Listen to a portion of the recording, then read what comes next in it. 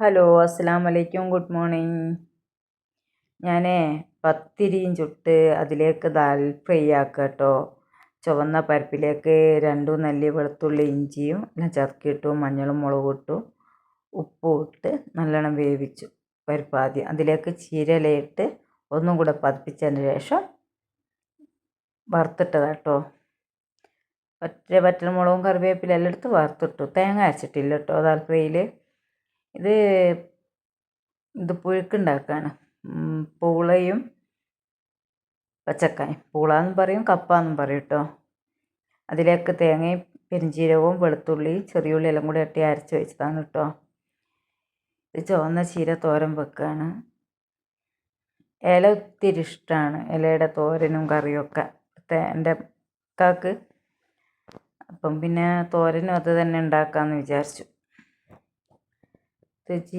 എല്ലാം ചീരയും അതിലേക്ക് ഒരു വല്യുള്ളിയും 2 പച്ചമുളകും തേങ്ങയെല്ലാം കൂടി ഇട്ടിട്ട് തോരൻ ഉണ്ടാക്കിയത് കേട്ടോ. സാധാരണ ഉണ്ടാക്കുന്ന പോലെ തന്നെ, അതിനൊരു പ്രത്യേകതയൊന്നുമില്ല. പിന്നെ ചമ്മന്തി പൊടിച്ച് വെച്ചു, തേങ്ങ പച്ചമുളക് എല്ലാം ഇട്ടിട്ട് ചമ്മന്തി പൊടിച്ചു. ഇത് ഞാൻ പ്രോട്ടീൻ പൗഡർ ഉണ്ടാക്കുകയാണ്, മോൾക്ക് വേണ്ടിയിട്ട് ഉണ്ടാക്കുക കേട്ടോ, മോൾക്ക് കൊടുത്തു വിടാൻ വേണ്ടിയിട്ടേ. ഇത് 500 നിലക്കടലയും എള്ളുമെല്ലാം ചേർത്തിട്ടാണ് കേട്ടോ ഞാൻ ഉണ്ടാക്കുന്നത്.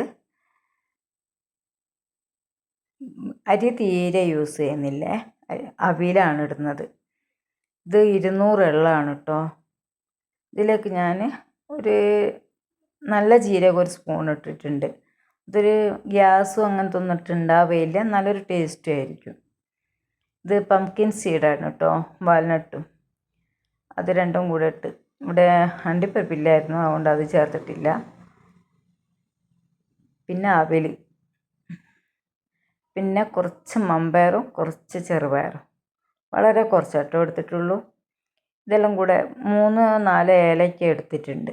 എല്ലാം കൂടെ വറുത്ത് പൊടിക്കുക.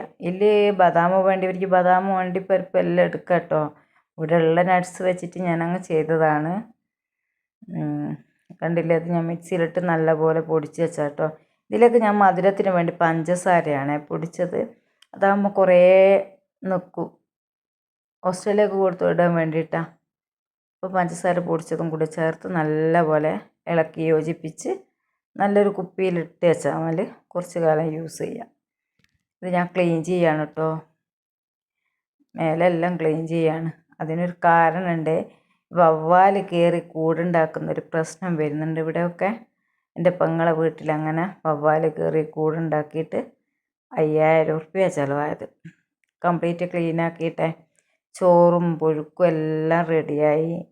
എൻ്റെ ചാനൽ ഇഷ്ടപ്പെടുകയാണെങ്കിൽ ഒന്ന് സബ് ചെയ്യുക, സപ്പോർട്ട് ചെയ്യുക. ഉപകാരപ്രദമാണെങ്കിൽ ഷെയർ ചെയ്യുക കേട്ടോ.